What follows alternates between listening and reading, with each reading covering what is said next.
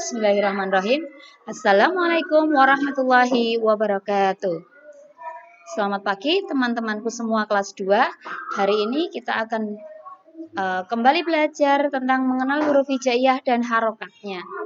Nah, mengenal huruf hijaiyah dan harokatnya sangat penting ya teman-teman semua, agar kita dapat membaca Al-Quran dengan baik dan benar. Nah, sebelum kita mulai masuk ke materi yang tentang harokat huruf hijaiyah, kita akan mengenal dulu huruf hijaiyah tanpa harokat. Nah, di sini ada alif, ba, ta, sa, jim, ha, ho, dal, zal, ro, zain, sin, shin, shod, dot, to, do, ain, ghain, fa, qaf, kaf, lam, mim, nun, waw, ha, lam alif, hamzah, dan ya.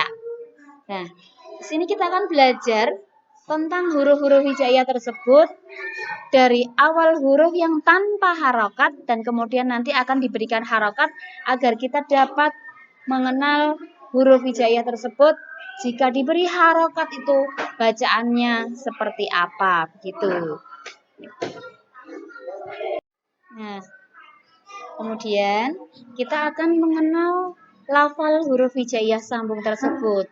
Huruf hijaiyah sambung adalah huruf yang dilafalkan secara bersambung dengan huruf sebelumnya. Contohnya huruf alif dan huruf lam, maka akan menjadi al. Nah, huruf hijaiyah sambung contohnya lagi ketika kita menulis kata Allah.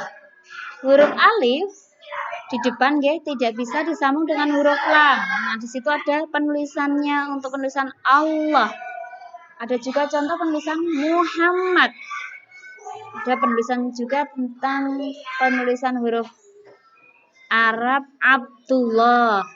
Nah, kita nanti akan belajar mengulas lagi tentang huruf hijaiyah di video yang akan datang. Nah, di sini keunikan dari huruf hijaiyah sambung adalah bahwa lafal huruf hijaiyah sambung memberi nuansa indah dan ketika huruf hijaiyah itu disambung akan membuat kelancaran saat kita membaca dalam Al-Quran. Seharusnya kita dari awal dulu belajar huruf hijaiyah sambung yang paling sederhana, tapi ini nanti kita bahas untuk yang berikutnya. Nah, kemudian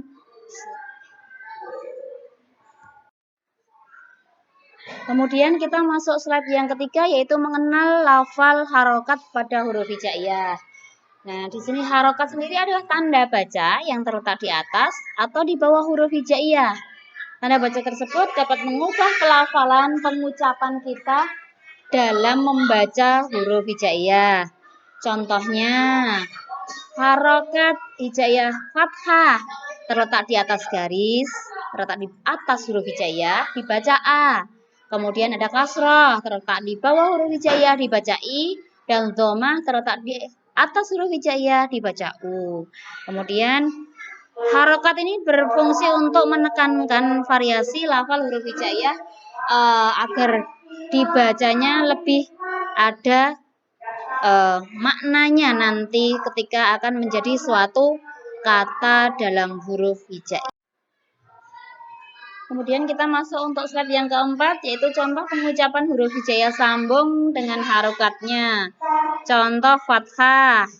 Di sini fathah atau huruf alif ketika bertemu dengan harokat fathah maka akan menjadi dibaca A.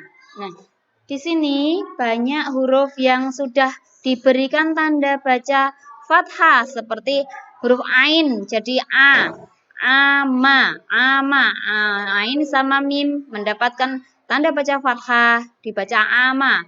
Di ini kasrah nggih. Kemudian ada toba, ada tobakin. Nah, yang dibaca tobaki, tobanya to dan ba tanda baca fathah. Kemudian ada kabati, ada alaqi, ada masaji. Di sini ada beberapa huruf lain yang mendapatkan tanda baca fathah yang harus dibaca A. Kemudian contoh untuk kasroh. Kasroh adalah pelafalan karakter huruf alif dengan harokat kasroh yang akan menghasilkan suara atau dibaca I.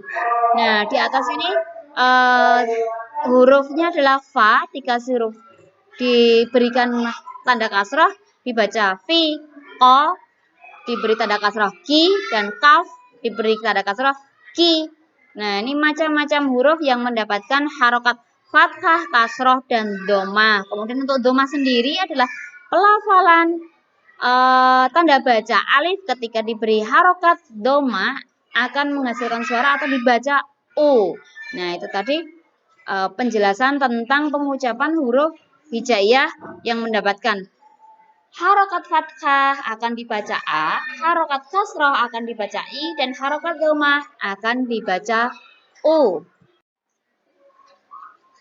Kemudian kita akan masuk untuk slide yang kelima, yaitu penerapan lafal huruf hijaiyah sambung dan harokatnya. Nah, huruf hijaiyah sambung dan harokatnya ini biasa ada dalam bacaan ayat dalam Al-Quran. Nah, bacaan ayat dalam Al-Quran ini biasanya tertulis dengan kata atau huruf hijaiyah yang harokatnya sudah bervariasi dan membentuk kata yang bermakna, kemudian membentuk kalimat yang bermakna.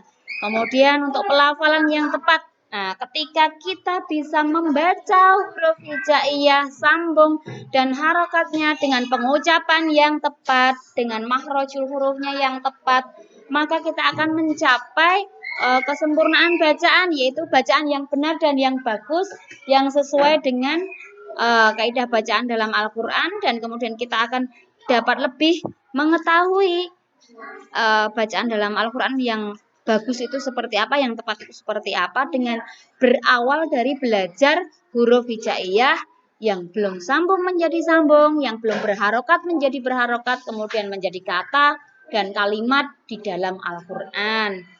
Kemudian dengan kita berlatih secara rutin, kalau di kita sebagai pelajar di SD, biasanya kita akan masuk ke lembaga-lembaga pendidikan Al-Quran, TPA, belajar bersama, belajar secara rutin agar kita bisa mempunyai kemampuan kita, meningkatkan kemampuan kita untuk membaca Al-Quran dengan baik dan benar pada saat kita sudah menguasai benar-benar huruf hijaiyah sambung dan harokatnya dalam bentuk kata maupun kalimat. Kemudian untuk slide yang terakhir, kita sudah menyampaikan tentang bagaimana cara untuk melafalkan huruf hijaiyah, kemudian kita belajar juga huruf hijaiyah sambung dengan harokatnya, yaitu harokat fathah, kasroh, dan dhamma. Kemudian dari hasil kita belajar pada hari ini, pada video ini, pada slide ini, nah, dapat kita simpulkan bahwa huruf hijaiyah sambung dengan lafal harokat, huruf hijaiyah sambung dengan lafal harokat menjadi kunci membaca Al-Quran dengan suara yang merdu dan bermakna. Kemudian ada saran dari kita, teruslah belajar dan berlatih membaca Al-Quran dengan lancar, dengan penuh penghayatan.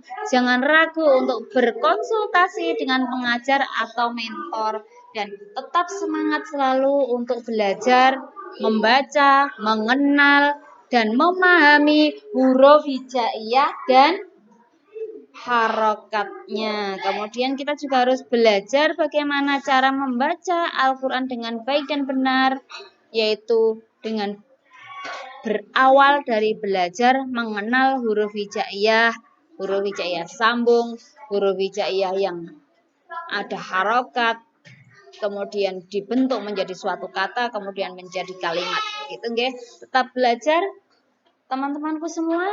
Cukup di sini untuk slide video pembelajaran pada kali ini. Kita belajar bersama, kita akan menambah ilmu bersama, dan kita akan sambung materi kita di video slide yang akan datang. Terima kasih. Assalamualaikum warahmatullahi wabarakatuh.